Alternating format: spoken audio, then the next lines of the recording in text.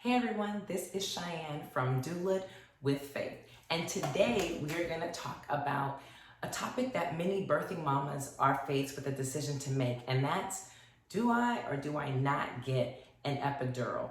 So let's dive on in.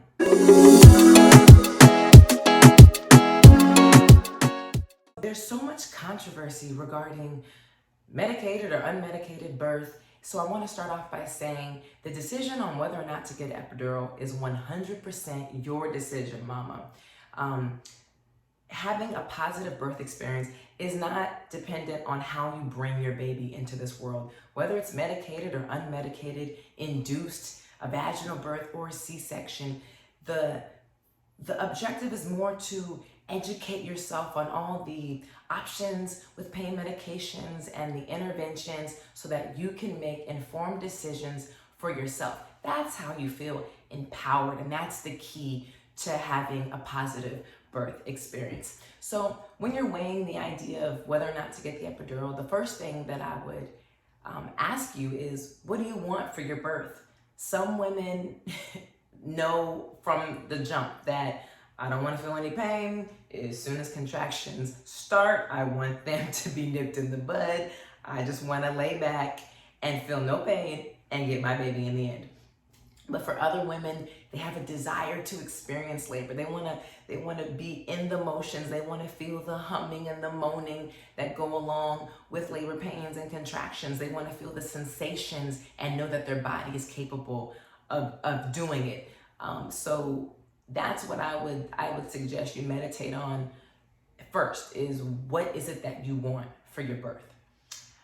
So now let's look at what an epidural is. An epidural is a type of anesthesia that blocks pain to a specific region in your body. And for childbirth, it's the lower body that pain is blocked. An anesthesiologist would come in and most likely have you hug your knees so that your back is opened, your spine is open, and they would put the needle into your spine. Once it's in, they remove the needle and thread a catheter through your spine where it stays, and they tape it along your back. And majority of women in the U.S. do get an epidural, just to mention that. And so now we will look at the benefits and the risks of an epidural, the pros and the cons. So the first and most obvious benefit of the epidural is that it eliminates pain for the most part. So if that is a goal of yours, to have a pain-free labor, then an epidural can be seen as a tool to have you have a happy birth memory. And then another pro is that an epidural allows you to remain alert and awake for the birth of your baby. While some medications leave you feeling drowsy and out of it with lapses in memory regarding the birth of your baby. Another pro is that it allows you and your partner time to rest during labor. Labor is a marathon, and for some people it's too long. It requires too much stamina, and it's too intense. And if that's the case for you and your partner, then an epidural is also a good way to allow you the opportunity to rest during that time. And now I want to look at some of the risks or cons with the epidural. So one of the biggest risks with the epidural is that once you make the decision to get the epidural, you're not just getting the epidural. And what that means is once the epidural is administered, oftentimes there are more procedures, fluids, or medications that then have to be given as well. Once you get the epidural, you will need a catheter ran through your bladder because you won't be able to get up and use the bathroom. And then also at that point, mama and baby have to be very closely monitored. So you'll have the two-band fetal monitoring system put on you. So if your goal, your desire was to have intermittent fetal monitoring, that's not going to happen after having the epidural. You and baby will be continuously monitored. Another thing with the epidural is that once the epidural is administered, it usually slows labor a bit. And because of that, doctors will need to give you Pitocin in your IV, and Pitocin ramps up your contractions, the intensity of them, and the frequency of them. And with that, you'll need to increase your dosage of epidural. So it's kind of like a staircase of interventions. Epidural, but then you need Pitocin, but because of Pitocin, you need a higher dose of epidural. And then another thing with the epidural, oftentimes the mama's blood pressure drops. And with the drop in blood pressure, mama sometimes needs more fluids and or oxygen as well. And women who get the epidural are 5 times more likely to develop a fever. And that's a high risk, because once mama develops a fever, there's no way to determine if the fever is from the epidural or if it's because there's an infection going on internally.